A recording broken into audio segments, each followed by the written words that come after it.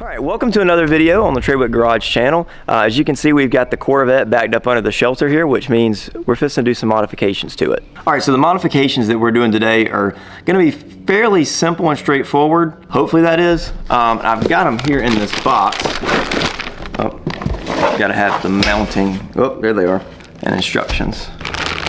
Alright, so these are the Chevrolet splash guards, little extended splash guards that go on the front and the back of the car. So I bought these because I'm sure as you guys know, if you're familiar with C7s, the brake dust on them is really, really bad, especially on a white car. I've never owned a white car before, so it's really bad. But hopefully this is going to be a little bit of our solution and kind of protect our paint in the long term from rock chips, mud, stuff like that. So I will note, I don't know if you can see that. So like that one says RH. So all these tell you where they're going to go on the car. So that makes it a lot easier. So you're not having to try to determine which one of these is going to what. Of course, they are a little bit different size. The rear is going to be a little bit bigger than the fronts, but very handy for that. So we do live out in the country, as you can see. So this is hopefully going to be a very helpful modification. So you can see there. So it's hard to see with the lighting, but like right there. So this is your splash guard piece. And this is going to go directly on there and make it stick out just a little bit. And hopefully it's going to improve all this area down here from getting rock chips, dust, all that kind of stuff.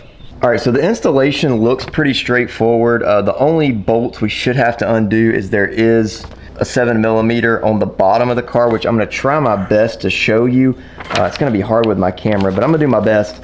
But then everything else is just bumper clips, so this should be a fairly easy process. It says approximate time 30 minutes. I think we can probably do it a little bit quicker than that, but we're going to find out.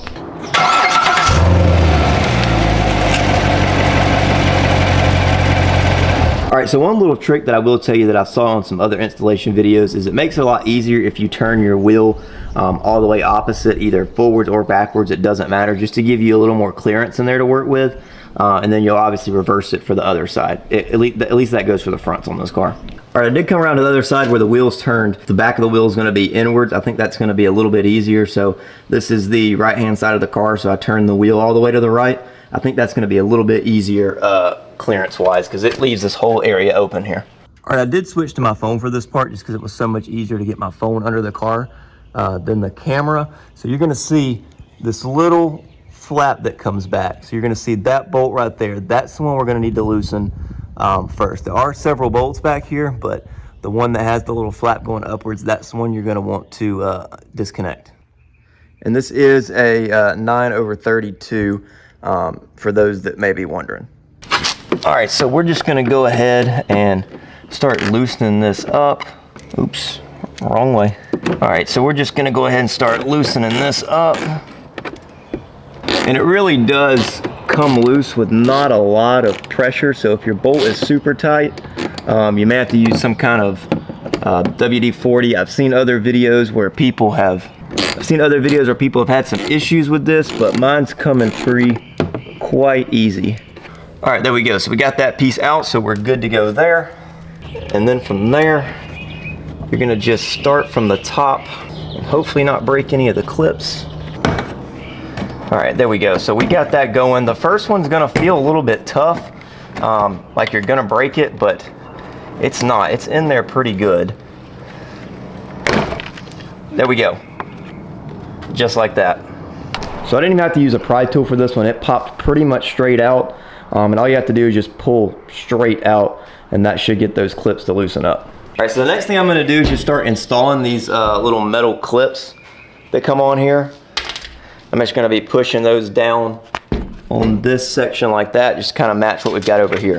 And that is one really nice thing about this kit, is that it does come with metal clips, whereas these are just the plastic ones. So this should be a little bit more durable in the long run, I'm hoping. All right, so another thing I did forget to mention, you'll notice here it has this little tab. That's gonna fit right there in that little tab holder. It's really kind of hard to see with the bare eye. I can see it a lot better through my phone than I can on this, but it's just gonna slide right through there in the wheel well, and that's just gonna give it a little bit extra layer of protection. All right, so now we're gonna start by lining that little tab up like that, and then we should just be able to push all those in like that. Then of course the final step to this is just getting that bolt and tightening it back up on the bottom. All right, so that was pretty simple and straightforward. As you can see there, we do have a little bit more lip there now. I'm gonna go around and show you the other side. It sits completely flush with that bumper.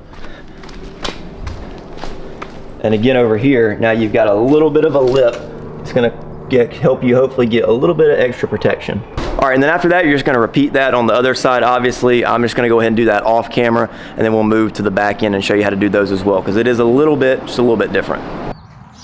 All right, so the backs are gonna be a little bit different. You can see you've got quite a few more bolts on the bottom here. Looks like the one we need may be missing. All right, so on the rear, you're gonna just kind of repeat the same thing we did on the fronts, and we're gonna take out that 7mm bolt right there. All right, so I just installed all the little clips on this one. This one actually has a separate little plastic one down here on the bottom. I'm sure I'll see back here where that clips in somewhere. Yep, that's gonna be that little one right there. So it's a little bit different than these clips, but again, practically the same thing. So now we're just gonna pop this back in, just like we did with the last front ones.